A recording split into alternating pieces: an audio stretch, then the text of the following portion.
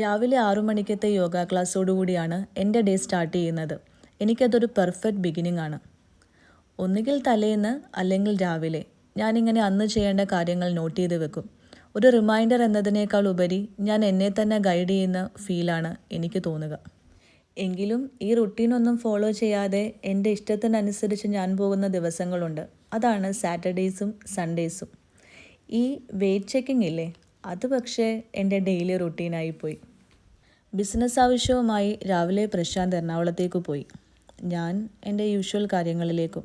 പ്രശാന്തിനെ വൈകുന്നേരമേ വീട്ടിലോട്ടുള്ളൂ. ഇവിടെ പത്രം വായിക്കുന്ന ശീലമില്ലാത്തത് എനിക്ക് മാത്രമാണ്. എന്നിട്ടും ഈ വായിക്കുന്ന എന്താണെന്നല്ലേ, ഞാൻ ഈ സ്പെഷ്യൽ ന്യൂസ് ഉള്ളപ്പോഴൊക്കെ വായിക്കും.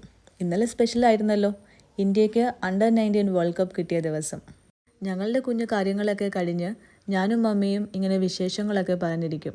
അപ്പോൾ സ്കൂൾ ടൈമിൽ ഓർമ്മ പറഞ്ഞ് എന്നെ പിടിച്ചിരുത്തി നെയിൽ പോളിഷ് ഇട്ട് തരുന്നതാണിത്. ഇന്ന് സാറ്റർഡേ അല്ലേ, ഇങ്ങനത്തെ രസങ്ങളൊക്കെ ആകാം. എനിക്ക് യൂഷ്വൽ ഡേയ്സിൽ ഏറ്റവും മിസ് ചെയ്യുന്നത് ഈ വൈകുന്നേരങ്ങളാണ്. അതുകൊണ്ട് തന്നെ ശനിയാഴ്ച ഞാൻ നന്നായി എൻജോയ് ചെയ്യും. ഇവിടെയാണെങ്കിൽ പ്രശാന്തും ചാച്ചനും ഒരുപോലെ ക്രിക്കറ്റ് ഭ്രാന്തന്മാരാണ്. ഇന്ന് വേൾഡ് കപ്പ് കൂടെ തുടങ്ങിയതുകൊണ്ട് പറയുകയും വേണ്ട. ഞാനെന്തായാലും ഇവരുടെ കൂടെ കൂടിയേ. So bye, see you next time.